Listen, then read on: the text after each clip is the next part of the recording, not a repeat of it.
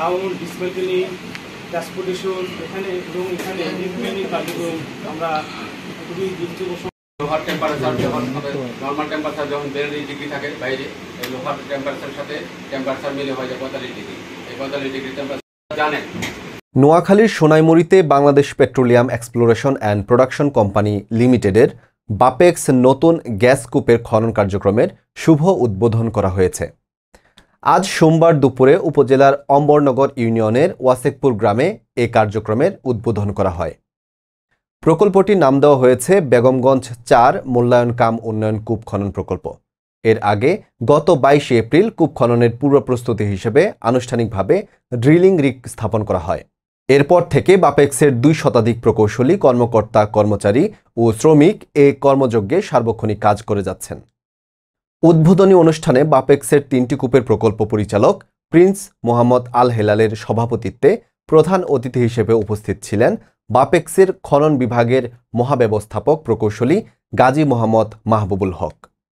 এ সময় বাপেক্সের প্রকৌশল বিভাগের মহাব্যবস্থাপক প্রকৌশলী মোহাম্মদ শাহজাহান, ভূতাত্ত্বিক বিভাগের মহাব্যবস্থাপক শামসিয়া মুক্তাদির, বেগমগঞ্জ ৪ মূল্যায়ন কাম উন্নয়ন কূপ খনন প্রকল্পের ড্রিলিং ইনচার্জ মোহাম্মদ আসাদুজ্জামান সহ অন্যান্য ঊর্ধ্বতন কর্মকর্তারা উপস্থিত ছিলেন।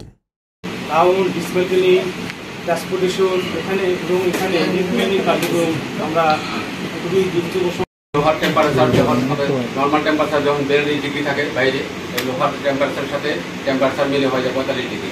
এই 45 ডিগ্রি টেম্পারেচার জানেন। বাপের আমি আগে বলছি মাঠে ঘাটে সারা বাংলাদেশে কাজ করে থাকেন। আমাদের এক ভাই আছে 2ডিতে কাজ করে, তার ছেলের ছবিদের মাধ্যমে প্রকল্প 3 এবং বেগমগঞ্জ 4 মূল্যায়ন কাম উন্নয়ন কূপ প্রকল্প। এই প্রকল্পের অধীনে আমি শিকা নর্থে প্রায় শতাধিক মানুষ আমরা করোনা আক্রান্ত হয়েছিলাম। আমরা যারা হাসপাতালে চিকিৎসা নিয়েছি, জীবন মরণের সাথে যুদ্ধ করেছি, অনেকের মধ্যে আমি একজন ছিলাম, জোর ছিল।